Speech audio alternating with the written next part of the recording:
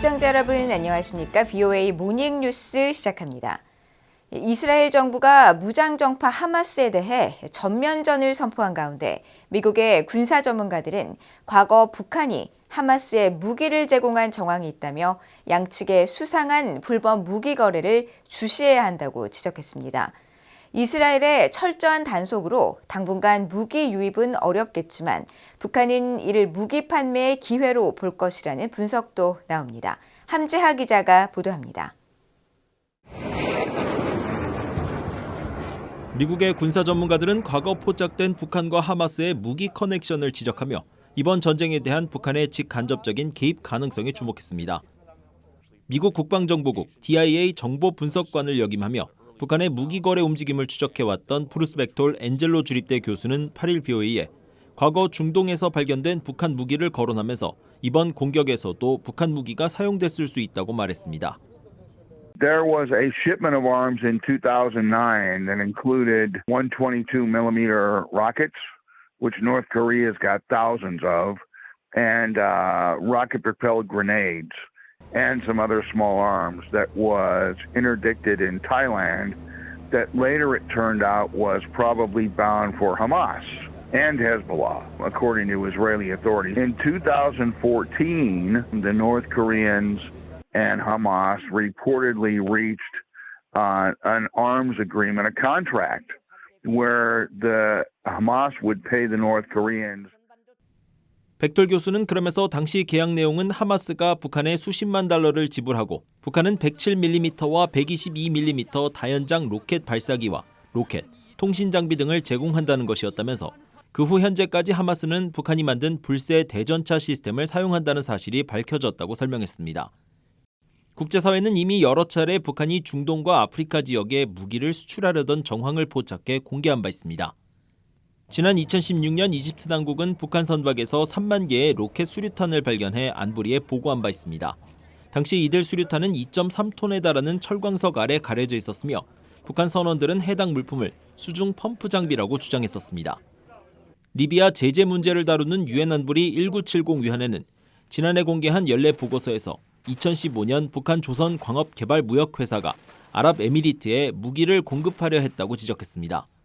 그러면서 당시 북한이 공급을 시도한 무기가 기관총용 탄약 2천만 개와 소총용 탄약 1,000만 개 등 24개 종이었다는 구체적인 사실을 보고서에 담았습니다. 군사 전문가인 랜드 연구소의 브루스 베넷 선임 연구원은 이번 전쟁이 장기화될 경우 북한은 이를 무기 거래의 기회로 볼 것이라고 분석했습니다. The UN sanctions have really limited the hard currency it could get hold of.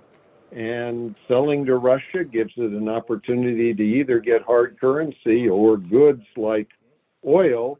They're providing those weapons could catch the attention of Iran and other countries that are more rogue in character. And so sure, I'm sure North Korea is finding this to be really a good opportunity. 이런 가운데 미국의 토니 블링컨 국무장관은 이스라엘 공격에 미국인의 세금이 사용되지 않았다는 것이 팩트라고 밝혔습니다. 블링컨 장관은 8일 미국의 ABC, NBC, CNN 방송 등과의 인터뷰에서 한국에서 동결 해제된 이란 자금은 이란이 석유를 판매해 축적한 재원으로 한국의 은행에 묶여 있던 것이며 현재까지 해당 계좌에서는 단 1달러도 사용되지 않았다고 강조했습니다. 이어 이 계좌는 미국 재무부의 엄격한 규제를 받기 때문에 식량과 의약품, 의료장비 구매와 같은 용도로만 사용할 수 있다고 밝혔습니다. VOA 뉴스 함지아입니다. 한국 정부가 팔레스타인 무장정파 하마스의 공격으로 무력 충돌이 벌어지고 있는 이스라엘에 대해 특별 여행주의보를 내렸습니다. 한국 외교부는 8일 현지 상황을 감안해 기존의 여행경보 2단계인 여행 자제를 권고해온 이스라엘 내 지역에 한국 정부가 운영하는 여행경보 4단계 중 2.5단계인 특별 여행주의보를 발령한다고 밝혔습니다. 하마스가 통치하는 팔레스타인 가자 지구는 이미 지난 7월 긴장 고조에 따라 4단계 여행금지 지역으로 지정돼 한국 국민이 체류하려면 정부로부터 예외적 여권 사용 허가를 별도로 받아야 하며 팔레스타인 서안 지역과 가자 지구 인근 5km에 있는 3단계 출국 권고 경보가 적용되고 있습니다.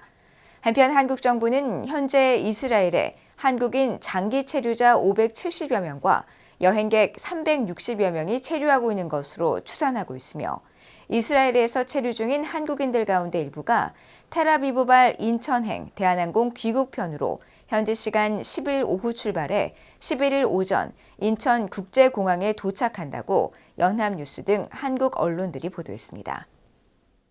최근 취임한 한국의 신원식 국방장관이 최전방 부대를 방문해 군사 대비태세를 점검하고 경계작전 현황을 보고받으면서 북한 도발 시 즉각적이고 강력한 응징 방침을 강조했다고 한국 국방부가 밝혔습니다.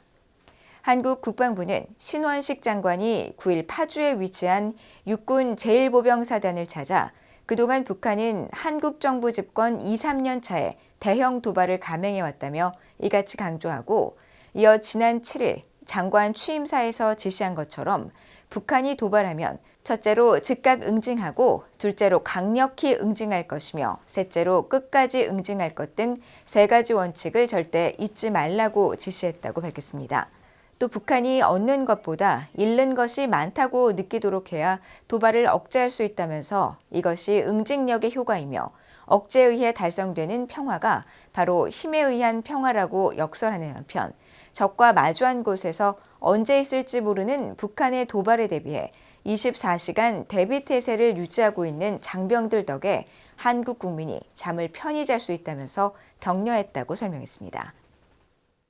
한국 정부가 김정욱 선교사의 북한 억류 10년을 계기로 북한의 반인륜적 조치를 규탄하고 김 선교사 등 북한에 장기간 억류된 한국 국민의 조속한 송환을 촉구했습니다. 한국통일부는 8일 성명을 통해 김 선교사가 북한 김정은 정권에 의해 강제 억류된 지 10년째 되는 날이라고 강조하고 김국기 선교사와 최춘길 선교사 등 한국 국민 6명이 본인 의사에 반해 자유를 박탈당한 채 북한에 장기간 억류돼 있다고 밝혔습니다. 이어 한국 정부는 이 같은 북한 당국의 불법적, 반인륜적 조치를 규탄하며 국제인권규약 당사국이기도 한 북한이 하루속히 북한 내 억류된 한국 국민들을 가족의 품으로 돌려보낼 것을 강력히 촉구한다고 밝혔습니다.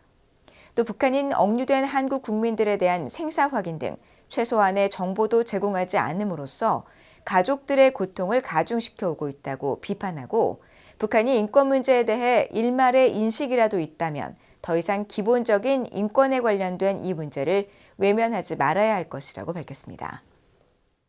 내년부터 한국 예비군 훈련에서 북한 인권의 실상을 비롯해 유엔군 사령부 역할과 기능을 알리는 교육이 강화됩니다.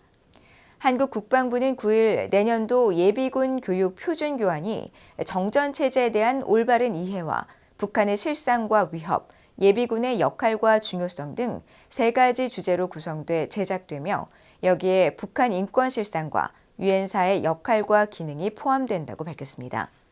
한국 국방부에 따르면 북한 인권 교육은 최근 탈북한 탈북민 508명의 증언을 바탕으로 한국 통일부가 지난 3월 발간한 북한 인권 보고서를 통해 이루어지며 해당 보고서에는 북한 공권력에 의한 살인과 공개 처형 등 심각한 인권 유린 상황과 열악한 북한 주민의 인권 실태를 고발하는 내용이 담겨 있습니다.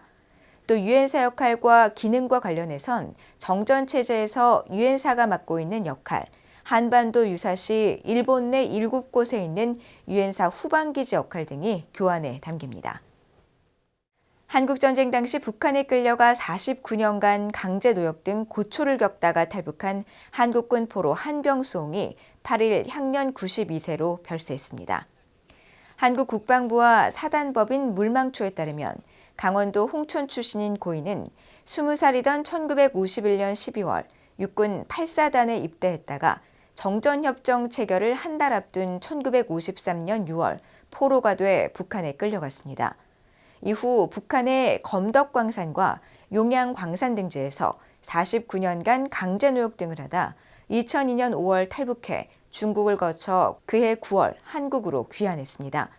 한국의 윤석열 대통령과 신원식 국방장관은 고인의 빈소에 조화를 보냈고 신범철 국방차관은 빈소를 찾아 유족들을 위로했으며 자매결연 부대인 경기도 화성 육군 51사단 장병들도 빈소를 찾았습니다. 1953년 7월 27일 정전협정 후 지금까지 조창호 소위를 시작으로 한국군 포로 80명이 귀환했으며 고인의 별세로 이제 한국에 남은 탈북 한국군 포로는 11명으로 줄었습니다. 이상으로 BOA 모닝뉴스를 모두 마칩니다. 시청해주신 여러분 고맙습니다.